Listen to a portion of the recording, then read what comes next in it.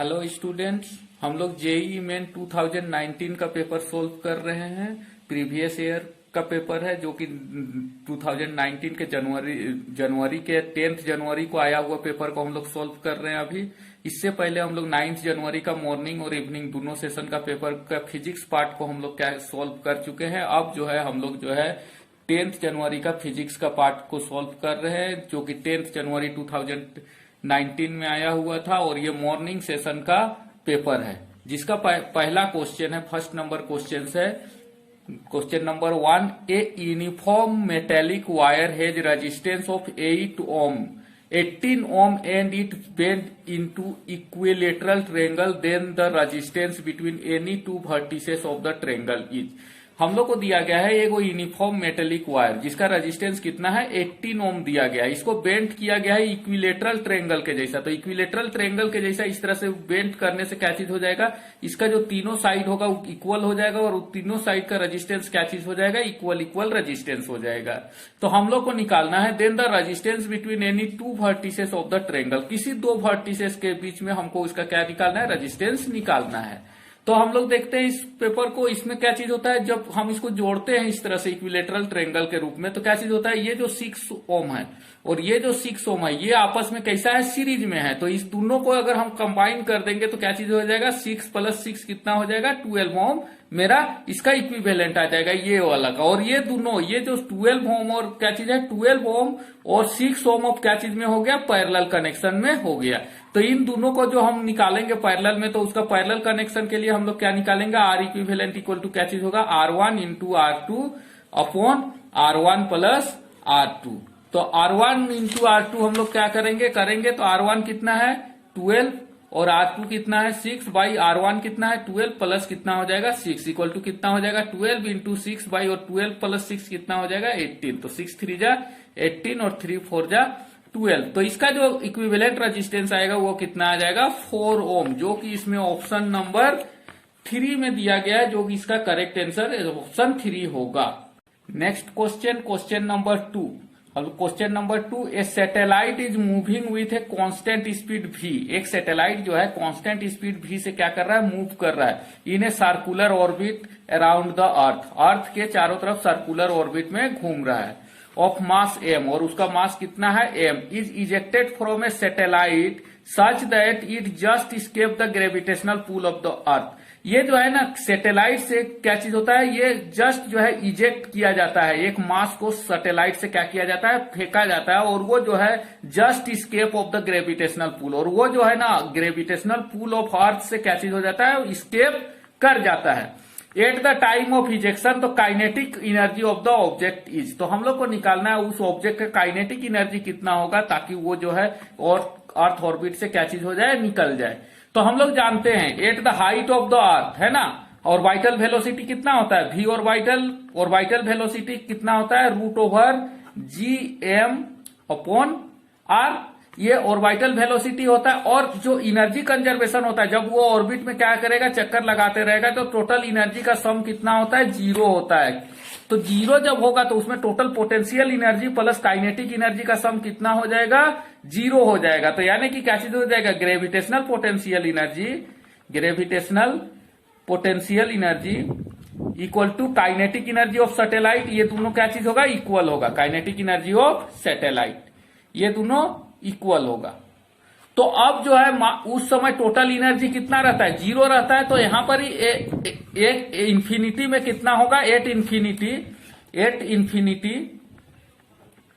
Infinity में जो होता है काइनेटिक एनर्जी और पोटेंशियल एनर्जी का सम कितना होगा, 0 हो जाएगा। तो kinetic energy plus potential energy equal to किसके बराबर हो जाएगा, 0। तो काइनेटिक एनर्जी कितना होगा, kinetic energy of mass m, यानी कि kinetic energy of mass m plus kinetic energy of इसका पोटेंशियल एनर्जी कितना हो जाएगा, पोटेंशियल एनर्जी होता है हम लोग जानते हैं Gm/r, और ये किसके बराबर हो जाएगा, 0 के बराबर हो जाएगा। तो यहां पर इसे हम क्या निकालेंगे, kinetic energy of m equal to किसके बराबर होगा, -Gm/r के बराबर हो जाएगा। अब जो है हम लोग इससे पहले ही निकाल चुके हैं root over G M upon R किसके बराबर होता है, जी एम अपॉन आर किसके बराबर होता है, मेरा भी ऑर्बिटल के बराबर होता है। तो हम काइनेटिक एनर्जी ऑफ एम के जगह हम लोग क्या लिख सकते हैं, root over G M upon R का क्या लिख सकते हैं, आर का क्या लिखेंगे, स्क्वायर लिखेंगे और इंटू किसके बराबर हो जाएगा, एम के बराबर हो जाएगा। तो इसको हम लोग अभी इक्वेशन 1 से लिखे हैं भी नोट यानी कि ऑर्बिटल वेलोसिटी किसके बराबर होता है, जी एम अपॉन आर के। तो इस जगह पे हम लोग क्या चीज लिख सकते हैं, भी लिख सकते हैं, ये वेलोसिटी है, वेलोसिटी इंटू किसके बराबर होता है, एम के बराबर होता है। तो काइनेटिक एनर्जी ये भी का स्क्वायर हो जाएगा क्योंकि ये स्क्वायर रूट है, इसीलिए क्या चीज होगा, काइनेटिक एनर्जी किसके बराबर हो जाएगा, भी स्क्वायर एम, या तो क्या हम लिख सकते हैं एम भी स्क्वायर। तो kinetic energy of the satellite object just उसको निकलने के लिए जो है वहां पर इसे, ताकि वो जो है कहां पर ही स्केप कर जाए, तो उसके लिए उसका काइनेटिक एनर्जी कितना हो जाएगा, एम भी स्क्वायर होगा, जो कि इसमें ऑप्शन नंबर 2 में दिया गया है, जो कि इसमें ऑप्शन नंबर 2 क्या है, करेक्ट है। Next question number 3। Question number 3 है ए solid metal cube of length 2 centimetre. यहाँ पर मेटल क्यूब का लेंथ दिया गया है 2 centimetre, is moving in a positive Y direction of a constant speed in 6 metre per second. उसका velocity कितना है, 6 मीटर पर सेकेंड के स्पीड से क्या चीज हो रहा है, वो मेटल क्यूब मूव कर रहा है। There are a uniform magnetic field of 0.1 tesla. वहां पर मैग्नेटिक फील्ड कितना है, 0.1 tesla in the positive z direction. The potential difference between the two faces of the cube perpendicular to the x. x के perpendicular में 2 faces का क्या निकालना है, हमको मैग्नेटिक फील्ड निकालना है, क्योंकि सब परपेंडिकुलर है इसीलिए थीटा इक्वल टू यहाँ पर कितना हो जाएगा, 90 डिग्री होगा। तो हम लोग जानते हैं कि ईएमएफ इंड्यूस इक्वल टू कितना होता है, बी भी एल, या तो क्या चीज होता है, एल इंटू क्या चीज होता है, भी क्रॉस बी। तो हम इसको क्या लिख सकते हैं, एल इंटू है ना, बी इंटू क्या लिख सकते हैं, साइन थीटा। और साइन थीटा यहाँ पर कितना है, 90 डिग्री है, थीटा का वैल्यू 90 डिग्री, यानी कि साइन थीटा का वैल्यू कितना हो जाएगा, 1। तो इसका वैल्यू कितना हो जाएगा, बी भी एल के बराबर हो जाएगा। अब हम लोग जो है इसको क्या करते हैं, वैल्यू रखते हैं। तो हमको दिया गया है बी का वैल्यू कितना दिया गया, 0.1 टेस्ला इंटू वेलोसिटी दिया गया है 6 मीटर पर सेकेंड, और उसके बाद में एल दिया गया 2 सेंटीमीटर, तो 2 इंटू 10⁻⁻2 मीटर। तो जब हम इसको कैलकुलेशन करते हैं तो ये कितना आ जाएगा, इसको ये जो कैलकुलेट करेंगे तो कितना आ जाएगा, 6 इंटू 2 कितना हो जाएगा, 12 इंटू 1 कितना हो जाएगा, 1.2 इंटू 10⁻⁻2 वोल्ट हो जाएगा। तो इसको जो जब हम लोग अच्छा से सोल्व करेंगे तो ये कितना आ जाएगा, इसको मिली वोल्ट में चेंज कर दे तो कितना आ जाएगा, 12 मिली वोल्ट। तो ईएमएफ इंड्यूस किसके बराबर हो गया, 12 मिली वोल्ट के बराबर हो गया, जो कि यहाँ पर ऑप्शन नंबर 3 में दिया गया, इसीलिए इसका करेक्ट आंसर 3 का 3 होगा। Next question number 4। Question number 4 दिया गया है a parallel plate capacitor of area 6 centimetre square. Area दिया गया है कितना है, 6 centimetre square and separation 3 mm, और उसके बीच का जो सेपरेशन है वो कितना दिया गया है, 3 mm का दिया गया है। The gap is filled with 3 dielectric material, और इसका जो गैप है उसको 3 तरह का डाइलेक्ट्रिक मटेरियल से क्या किया गया है, भरा गया है, ऑफ इक्वल थिकनेस, और इसका जो थिकनेस है वो कितना है, इक्वल है। सी द फिगर में देखिए, with the dielectric constant K1 equal to 10 दिया गया है। इसमें K1 का वैल्यू कितना दिया गया है, 10 दिया गया है। K2 का वैल्यू दिया गया है 12 एंड K3 का वैल्यू दिया गया है 14। The dielectric constant of the material which is fully inserted in the above capacitor would be. तो तीनों का हम लोग को डाइलेक्ट्रिक क्या करना है, निकालना है कि इस K का वैल्यू जो होगा उसको कितना होगा। तो तीनों जो कैपेसिटर है, इधर जो है पॉजिटिव हो गया और इधर क्या चीज हो गया, नेगेटिव। तो तीनों का तीनों जो कैपेसिटर है किस तरह से पैरेलल में कनेक्टेड है, ये और ये इन दोनों पॉइंट के बीच में कैसा कनेक्टेड है, पैरेलल में। तो हम लोग जो पैरेलल में जो होता है कैपेसिटेंस, तो क्या चीज हो जाता है, 8 हो जाता है, यानी कि C इक्वल टू क्या होगा, C1 plus C2 plus C3 के बराबर हो जाएगा। तो अब देखिए यहाँ पर C1 किसके बराबर हो जाएगा, हम लोग जानते हैं क्या चीज होता है, epsilon not C equal to क्या चीज होता है, एप्सिलॉन नॉट A ओपन क्या चीज होता है, D होता है। लेकिन यहाँ पर जब एप्सिलॉन नॉट के जगह जब R लगता है तो क्या चीज होता है, ER equal to epsilon not, यानी कि हम क्या लिख सकते हैं, K लिख सकते हैं, K epsilon not A open D होता है। तो यहाँ पर ही जो होगा पहला वाला के केस में क्या चीज होगा, K1 epsilon not a upon क्या होगा, डी हो जाएगा। और यहाँ पर ए कितना है, ये 3 पार्ट में बट जाएगा एरिया, तो ये एरिया कितना हो जाएगा, A/3, और थिकनेस कितना है, डी ही है। दूसरा वाला के लिए क्या चीज हो जाएगा, K एप्सिलॉन नॉट, और ये भी कितना एरिया कवर किए हुए, A/3, और ये जो है ये किसके बराबर हो जाएगा, डी के, प्लस थर्ड वाला कितना हो जाएगा, C3 हो जाएगा, वो भी यहाँ पर K2 हो जाएगा या K1 हो जाएगा, और यहाँ पर क्या चीज हो जाएगा, K3 एप्सिलॉन नॉट, और ये कितना हो जाएगा, A/3 ही ये है, और इसका भी कितना हो जाएगा, डी। तो यहाँ पर इसे जो है ना C इक्विवेलेंट इक्वल टू किसके बराबर हो जाएगा, हम यहाँ पर इसे क्या चीज, एप्सिलॉन नॉट, ए को क्या ले रहे हैं, कॉमन ले रहे हैं, तो क्या बच जाएगा मेरे पास में, और डी को जो है, डी को भी हम लोग क्या कर ले रहे हैं, कॉमन ले रहे हैं, तो हमारा कितना बच जाएगा, यहाँ पर ही बच जाएगा ऐसे K1 हमको दिया गया है, K1 कितना दिया गया है, 10 दिया गया है, 10, और डी का वैल्यू कितना है, 3 mm। उसके बाद में प्लस एप्सिलॉन ये दिया गया है, इसके बाद में K2 का वैल्यू दिया गया है हमको 12, और ये भी कितना है, 3 mm, और ये उसके बाद में K3 का वैल्यू हमको कितना दिया गया है, और वो भी कितना है मेरा 14 है। तो हम लोग इसको कर सकते हैं। अब उसके बाद में जो C इक्विवेलेंट होता है, ये हम लोग को जानते हैं किसके बराबर होता है, K एप्सिलॉन नॉट, और टोटल एरिया अपॉन किसके बराबर में होगा, D के बराबर में होगा। ये जो होगा ये किसके बराबर होगा, epsilon not A upon D into, इसको जब हम लोग ऐड करेंगे तो ये कितना आ जाएगा, ये जो आ जाएगा 10, 12 और 14 को जब हम लोग ये करेंगे तो किसके बराबर हो जाएगा, इसको ऐड करेंगे तो मेरा कितना आ जाएगा, 36/3, और यहाँ पर इसे ये डी और ये डी कट जाएगा, ये एप्सिलॉन नॉट हो जाएगा, और ये जो ए है और ये भी क्या चीज हो जाएगा, कट जाएगा। तो यहाँ पर इसे जो मेरा के का वैल्यू आ जाएगा, 36 को 3 से काट देंगे तो ये कितना आ जाएगा, k इक्वल टू 12 आ जाएगा। तो k का वैल्यू किसके बराबर होगा, 12, जो कि यहाँ पर ऑप्शन नंबर 1 में दिया गया, इसीलिए क्वेश्चन नंबर 4 का जो आंसर होगा इसका 1 होगा। नेक्स्ट क्वेश्चन नंबर 5, एक 2 वाट कार्बन रजिस्टर, एक 2 वाट का कार्बन रजिस्टर दिया गया है, इस colour code with green, black and red, इसका कलर कोड दिया गया है green, black and red and brown दिया गया है respectively. The maximum current which can be passes through this register, और इस पे हम लोग को पास होने वाला जो मैक्सिमम करंट है उसको निकालना है। हम लोग को दिया गया है कलर कोड ग्रीन, उसके बाद में ब्लैक, रेड एंड ब्राउन। इसके कलर कोड के बारे में हम क्लास फर्स्ट में ही हम आपको बता चुके हैं कि किसका कितना होता है। तो ग्रीन का कितना होता है, 5 होता है, ब्लैक का कितना होता है, 0 होता है, रेड ये जो थर्ड वाला रहता है ये इसका क्या रहता है, मल्टीपल्स रहता है, जो कि पावर रहता है, यानी कि ये कितना हो जाएगा, 10 टू दी पावर 2। रेड का कितना होता है, 2, तो ये 10 पे पावर होगा, और रेड का कितना होता है, 2, तो ये कितना हो जाएगा, 2। और ब्राउन में जो होता है ये प्लस माइनस होता है, इसका हमको अभी कोई काम नहीं, इसीलिए इसको हमको देखना नहीं है। तो ये जो है कितना के बराबर हो जाएगा, 50 इंटू 10 टू द पावर 2, यानी कि किसके बराबर हो जाएगा, ये जो रेजिस्टेंस हो जाएगा इतना ओम के बराबर हो जाएगा। अब जो है हमको क्या करना है, हम लोग को पावर दिया गया, पावर कितना है, 2 वाट दिया गया है।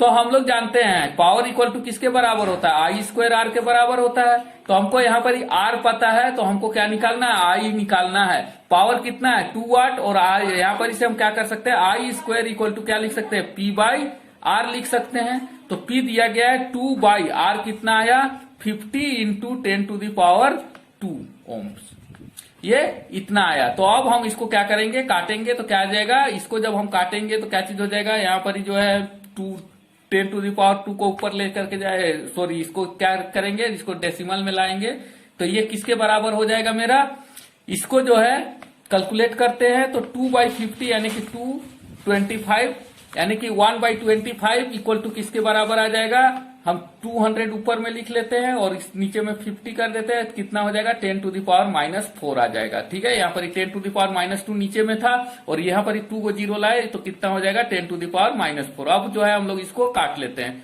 तो ये किसके बराबर हो जाएगा, 5 4 जा 20 इक्वल टू कितना हो जाएगा, 4 into 10 to the power -4, 10 to the power -4 ampere. ये I² का वैल्यू आ जाएगा, तो I का जो वैल्यू आ जाएगा, I इक्वल टू हो जाएगा 2 into 10 to the power -2 ampere. अब हम इसको मिली एम्पियर में चेंज करेंगे तो एक पावर क्या चीज हो जाएगा, यहाँ पर जो है बढ़ जाएगा, तो यहाँ पर ही कितना हो जाएगा, 1 0 बढ़ जाएगा, यानी कि 20 into 10 to the power -3 ampere equal to कितना हो जाएगा, 20 मिली एम्पियर, जो कि इसका आंसर नंबर किस में दिया गया है, 4 में दिया गया है, इसीलिए क्वेश्चन नंबर 5 का आंसर जो होगा वो 4 होगा। Next question number 6, in a Young's double slit experiment with slit separation 0.1 mm। यहाँ पर जो है ना स्मॉल डी का वैल्यू दिया गया है, कितना दिया गया है 0.1 mm। One observer a bright फ्रिंग set A angle of 1/40। Bright कितना पे वो ऑब्जर्व कर रहा है 1/40 रेडियन पे by using light of wavelength λ1। जब लाइट का वेवलेंथ कितना होता है λ1। When the wavelength is λ2, जब उसको वेवलेंथ कितना दिया जाता है λ2 is used the bright fringes in the same angle. तो उस समय भी जो एंगल रहता है वो जो λ2 लाइट के लिए भी जो एंगल रहता है वो कितना रहता है सेम रहता है। Given that λ1 and λ2 are in the visible range. और हमको दिया गया λ1 और λ2 किस रेंज में है विजिबल रेंज। विजिबल रेंज का मतलब 380 नैनोमीटर से 740 नैनोमीटर का ही हमको लाइट का वेवलेंथ लेना है। तो इसका हमको वैल्यू निकालना है और जिसका वैल्यू 380 नैनोमीटर से 740 नैनोमीटर के बीच में ही क्या होना चाहिए आना चाहिए। तो हम लोग अब इसका निकालते हैं। हम लोग जानते हैं कि पाथ डिफरेंस किसके बराबर होता है, ये पाथ डिफरेंस इक्वल टू होता है n लेमडा।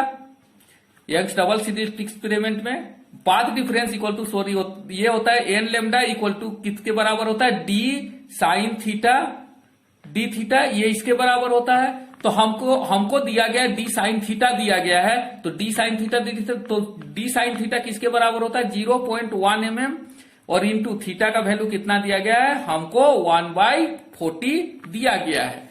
तो इसका जब वैल्यू आएगा तो इसको जब कैलकुलेशन करेंगे तो कितना हो जाएगा 0.1 mm इंटू 1/40 को जब हम करेंगे तो कितना आ जाएगा 0.025 आ जाएगा। तो इसको जब हम मल्टीप्लाई करेंगे तो ये कितना आ जाएगा 0.0025 मिलीमीटर मेरा आएगा। जब हम इसको नैनोमीटर में चेंज करेंगे तो कितना आ जाएगा 2500 नैनोमीटर आएगा।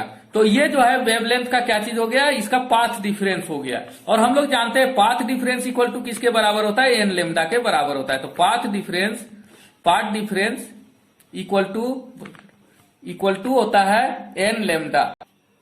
तो पाथ डिफरेंस इक्वल टू किसके बराबर होता है n लेमडा के बराबर होता है। तो पाथ डिफरेंस इक्वल टू किसके बराबर होता है n lambda.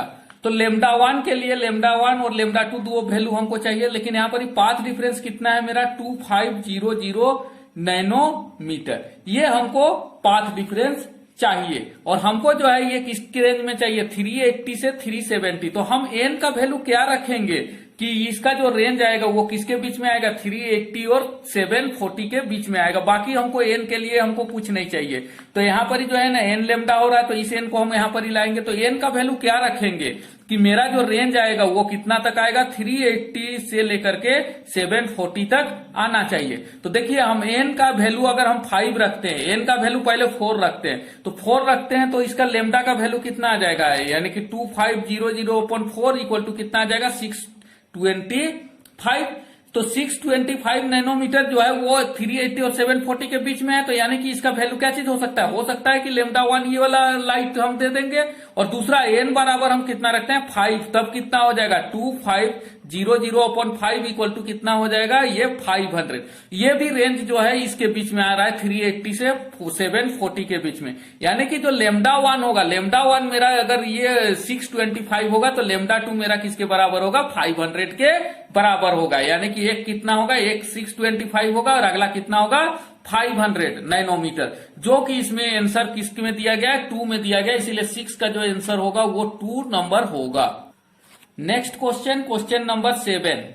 A magnet of total magnetic moment 10⁻⁻2 I ampere metre is placed in the time varying magnetic field. ये मैग्नेटिक फील्ड दिया गया है वेयर B इज 2 टेस्ला। ये B का वैल्यू कितना दिया गया है 2 tesla and omega equal to किसके बराबर है 0.125 radian per second. The work done for the reversing the direction of the magnetic moment at time t equal to 1 second. तो हमको रिवर्सिंग करना है, तो इसके लिए वर्क डन निकालना है। तो वर्क डन इक्वल टू हम लोग जानते हैं डेल्टा म्यू डॉट क्या होता है B के बराबर होता है।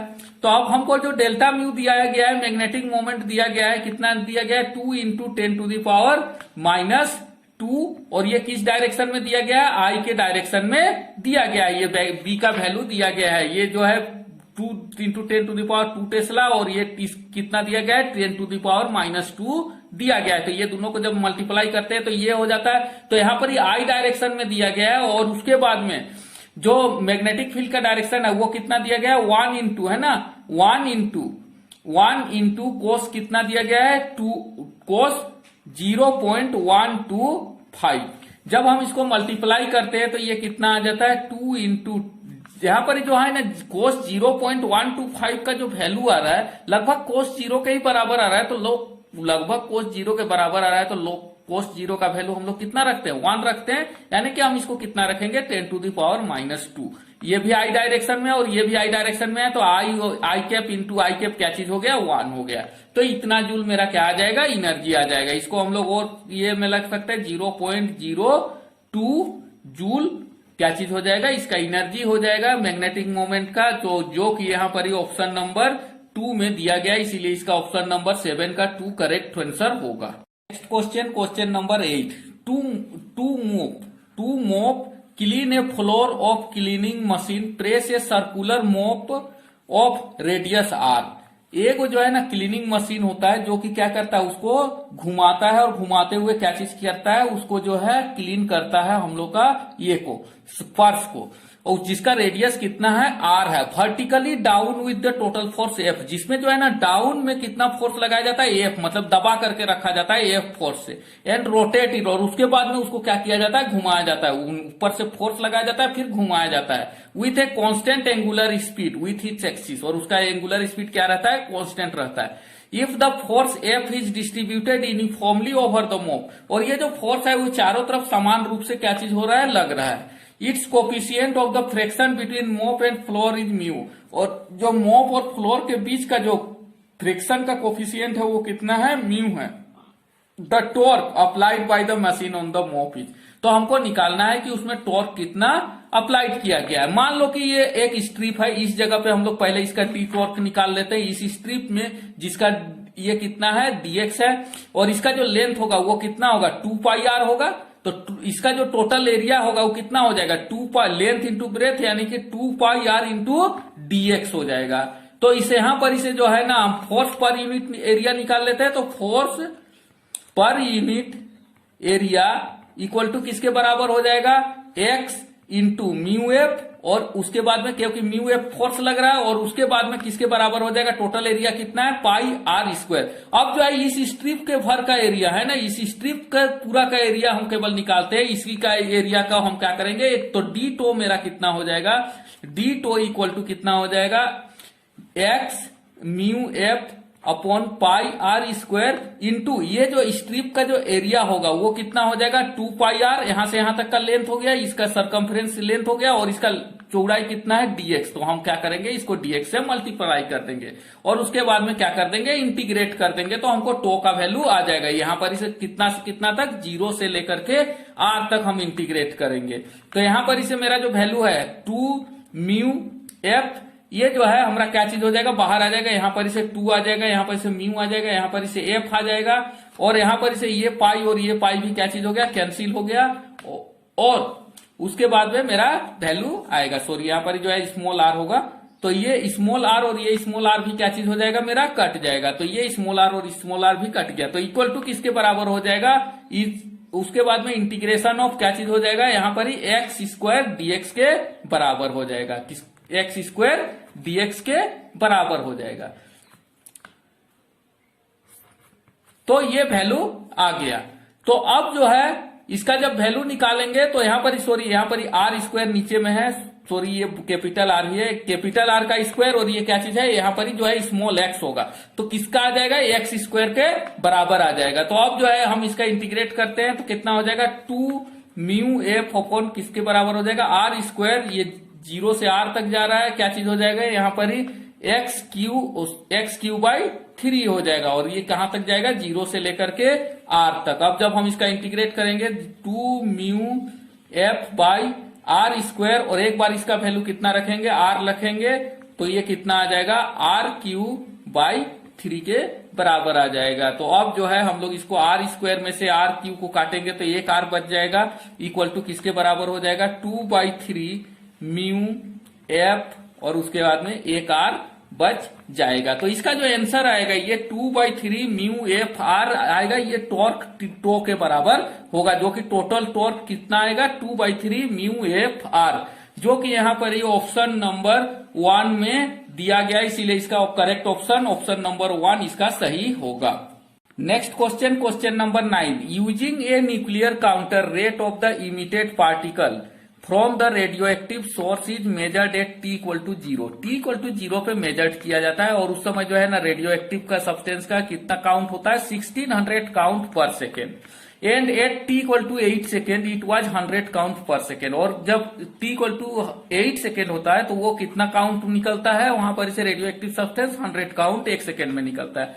The count rate observe count per second eight t=6 second. हमको निकालना है कि जब टाइम 6 सेकेंड था तब इसका जो काउंट रेट था वो कितना था। हम लोग को पता है ना t0 है ना, शुरू में जब टाइम कितना था तो उस समय कितना ये से जा रहा था 1600 काउंट पर सेकेंड हो रहा था। उसके बाद में इसी को हम क्या मान लेते हैं, a0 मान लेते हैं। अब जो है at t=8 second, at t=8 second, 8 second में ये कितना आ जा रहा है 100 काउंट पर सेकेंड।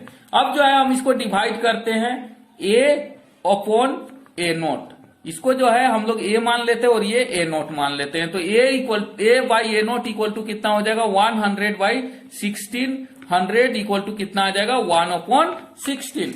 ये जो है ना t हाफ लाइफ, आप देखो 2 पे पावर 4 है तो यानी कि ये जो है ना 4 बार डिसइंटीग्रेट होता है तब ये 8 सेकेंड आ रहा है। तो ये जो है ना 16 पार्ट्स हो रहा है और ये 8 सेकेंड आ रहा है, तो टाइम हाफ कितना हो जाएगा, हाफ टाइम पीरियड इसका कितना हो जाएगा 2 सेकेंड। यानी कि 2 सेकेंड में ये जो है इतना देरी में 4 बार डिसइंटीग्रेट हुआ, तो time half life time period इसका कितना हो गया 2 सेकेंड। अब जो है ना eight t=6 second, t=6 second में वो कई बार हाफ लाइफ टाइम पीरियड पास करेगा, 3 बार, एक बार 2 सेकेंड, फिर अगला 2 सेकेंड और फिर अगला 2 सेकेंड, यानी कि 2 2 2 यानी कि 3 बार वो तो 6 सेकेंड हो जाएगा, यानी कि वो जो है n= कितना हो जाएगा मेरा 3। तो अब जो है हम इसका डिसइंटीग्रेटिंग रेट हम लोग क्या चीज करते हैं 1600 इंटू t हाफ पे पावर कितना हो जाएगा 3, यानी कि t हाफ कितना है 1/2 पे पावर कितना हो जाएगा 3। तो ये कितना हो जाएगा 1600 बाई ये कितना हो जाएगा 2 पे पावर 3 यानी कि 8, तो ये कितना हो जाएगा 200। तो इस समय में जब जो है ना, जब वो उसका टाइम कितना था 6 सेकेंड था, तो उस समय उसमें से जो निकल रहा था रेडियो एक्टिव सब्सटेंस वो कितना निकल रहा था 200 काउंट पर सेकेंड निकल रहा था, जो कि यहाँ पर ही ऑप्शन नंबर 3 में दिया गया, इसीलिए इसका ऑप्शन नंबर 3 क्या होगा करेक्ट आंसर होगा। Question number 10, if a magnetic field of a plane electromagnetic wave is given by, है ना, प्लेन इलेक्ट्रोमैग्नेटिक वेव का ये दिया गया है हमको equation, the maximum electric field associated with it. तो हम लोग को मैक्सिमम इलेक्ट्रिक फील्ड निकालना है। देखो यहाँ पर ही बी का जो इक्वेशन दिया गया कितना दिया गया 100 इंटू 10⁻⁻6 साइन, उसके बाद में 2 pi into 2 into 10⁻15 10⁻15 into t-x/c, ये हमको दिया गया है इक्वेशन। अब जो है यहाँ पर ही जो है हम लोग देख रहे हैं ना E0 इसमें कितना हो जाएगा, E0 हमको क्या किया गया है दिया हुआ है, E0 कितना है, E0 किसके बराबर हो जाएगा, E0 इक्वल टू क्या होता है B क्रॉस C। तो यहाँ पर ही जो है ना B0 है ना, B0 जो शुरू वाला जो टर्म होता है ये B0 के टर्म में होता है, इसका इक्वेशन क्या होता है B0 sine omega T minus क्या होता है फाई, या तो kx होता है, जो भी होता है ये kx भी किया जा सकता है या तो फाई भी लिखा जा सकता है। तो यहाँ पर जो है ना B0 किसके बराबर होगा, ये जो शुरू में जो लिखा हुआ रहता है उसको हम लोग क्या करते हैं B0 लेते हैं। तो E0 इक्वल टू किसके बराबर होगा B0 इंटू सी के बराबर होता है। तो यहाँ पर इसे जो है E0 इक्वल टू आ जाएगा मेरा 100 इंटू 10⁻⁻6 इंटू सी का वैल्यू हम लोग को पता है 3 इंटू 10⁸। तो जब हम इसको करेंगे तो 10⁶ यहाँ पर 10⁸ और 10 में से 10⁶ चला गया तो 10 कितना बच गया 2 बच गया। ये 100 इंटू 3 कितना हो जाएगा 300 इंटू 10⁻2 एंड 2 हो जाएगा। और इसको जब हम और ज्यादा करेंगे तो 3 इंटू 10⁴ न्यूटन पर कूलम आ जाएगा। यही इसका इलेक्ट्रिक फील्ड का E0 का वैल्यू होगा, जो कि यहाँ पर ही ऑप्शन नंबर 4 में दिया गया, इसीलिए इसका करेक्ट ऑप्शन नंबर 4 होगा।